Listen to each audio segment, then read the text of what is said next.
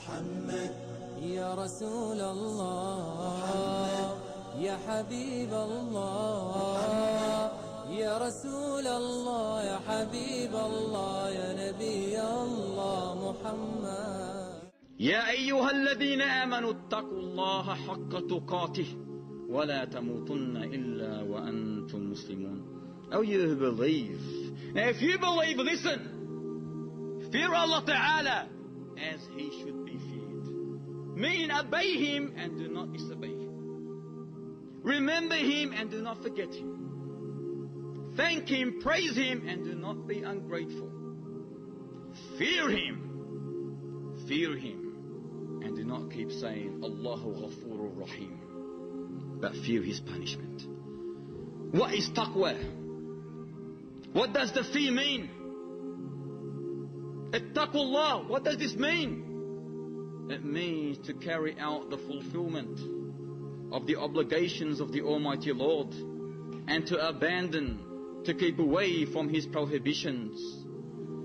As the great scholar of Islam mentioned, Ibn Kathir, to fulfill Allah's obligations and to abstain, to abandon all the prohibitions. This is the reality of fear. No matter if anyone comes and says you are doing wrong, criticizing you, do not care about people criticizing you. Do not care about that. Establish justice even against your kin and kith. Abdul Rahman Musakhar, Abu Hurairah radiyallahu ta'ala anhu, was asked by a man, Ya Abu Hurairah, what does taqwa mean? What does taqwa mean? A beautiful question. He said to him, by asking him a question, have you ever walked on a thorn-infested path? Thorns. The man replied, yes, I have.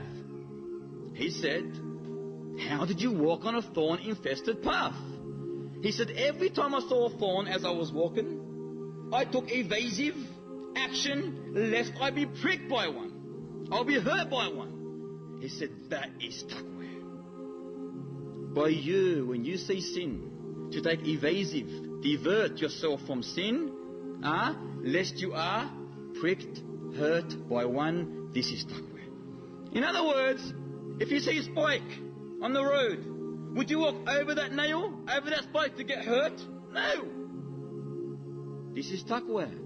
To avoid, to evade what? Sin when you confront sin. This is the meaning of taqwa. As a great poet mentioned, he said, to leave sin, big and small, that is taqwa, just like the one walking over the thorns, dreading what he sees. He said, do not underestimate the minute sin, the small sin, for indeed huge mountains was made out of what? Of small stones. It grows and grows and grows, it accumulates. It becomes not a small sin anymore, it becomes a major sin. Being subhanAllah, brothers and sisters, our jihad, our striving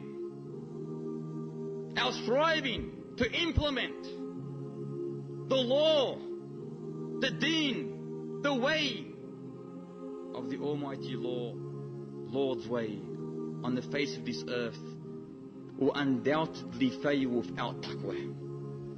If you do not live as a person who has taqwa in his life, you will never ever succeed, and your actions are all rejected. All of them.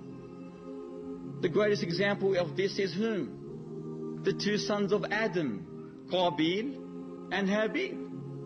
As Allah subhanahu wa ta'ala says, وَاتْلُ عَلَيْهِمْ نَبَأَ بَنَيْ آدَمَ بِالْحَقِّ إِذْ قَرَّبَ قُرْبَانًا فَتُقُبِّلَ مِنْ أَحَدِهِمَا وَلَمْ يُتَقَبَّلْ مِنَ الْآخِرِ قَالَ لَأَقْتُلَنَّكَ قَالَ إِنَّمَا يَتَقَبَّلُ اللَّهُ مِنَ الْمُتَّقِينَ. Recite, O Muhammad, unto them. Unto whom? Unto the Jews. Unto the Jews. Recite unto them. Those stubborn people. Recite unto them the story of the two sons of Adam. When each of them offered a sacrifice. One of the sacrifice was accepted, whereby the other was rejected by the Almighty Lord. But why?